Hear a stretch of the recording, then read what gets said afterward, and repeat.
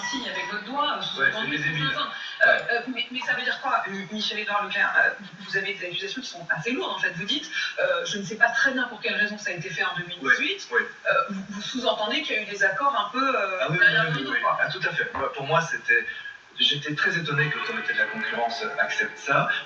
Cette idée du ruissellement de l'aval de la distribution vers l'amont de l'agriculture, ça ne tenait pas. De toute façon, il y a eu 3 rapports parlementaires qui ont montré que ça ne marchait pas. Donc moi, Mais vous sous-entendez quoi? Ça a bénéficié à qui?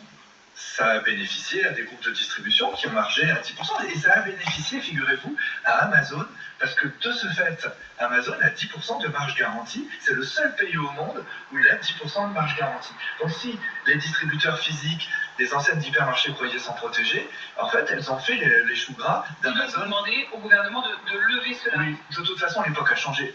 Quoi qu'on pense de cette loi, c'était une loi de déflation. On est aujourd'hui dans l'inflation. Et si on veut justement augmenter le produit agricole, le revenu des agriculteurs, parce que c'est eux qui en ont le plus besoin, d'accord? On a une nouvelle loi qui est très bien, qui est Egalim 2.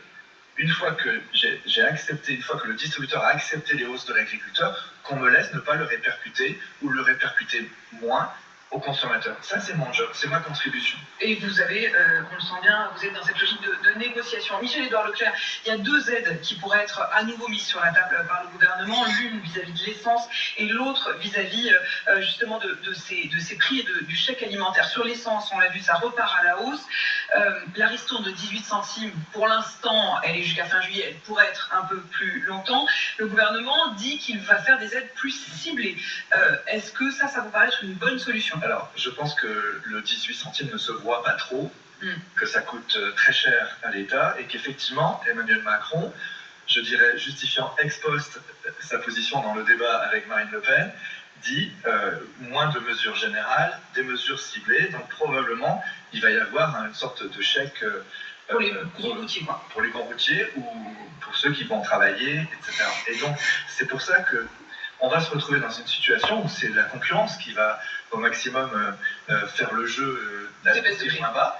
Et donc, vous savez, là aussi, il y a une loi, dans la loi climat, qui prévoit que pour des raisons écologiques que je ne conteste pas, et je n'en conteste pas l'intérêt de cette loi, mais normalement, à partir de l'été, on n'a plus le droit de faire des publicités de prix bas sur les carburants, parce que ce sont des énergies fossiles. Ce qui revient à dire que vous ne pourrez plus faire d'opération prix bas sur le carburant. Voilà, donc je demanderai au premier gouvernement, non seulement de m'autoriser à vendre moins cher et à supprimer la disposition qui m'oblige à prendre 10% de marge sur l'alimentaire, mais aussi à lever ou à reporter cette interdiction qui nous sera faite de lancer des opérations à prix coûtant sur les carburants. Leclerc, on est le 2e acheteur de carburant sur le marché français. On achète aussi avec Système U, on achète pour la RATP, pour des gros porteurs.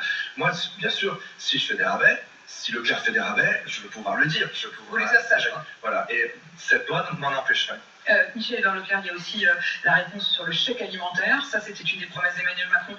Pendant sa campagne, il devrait le mettre en place, mais ce ne serait pas pour vous, enfin, si je comprends bien, puisque le chèque alimentaire, ce serait donc pour les foyers les plus modestes, mais ça serait à dépenser uniquement dans une agriculture locale, de qualité. C'est une bonne mesure, ou est-ce que vous vous dites, c'est quand même dommage qu'on ne puisse pas le dépenser aussi chez nous, les distributeurs? Ce qui serait dommage, c'est qu'on fasse des chèques alimentaires qui soient dépensés dans les commerces les plus chers.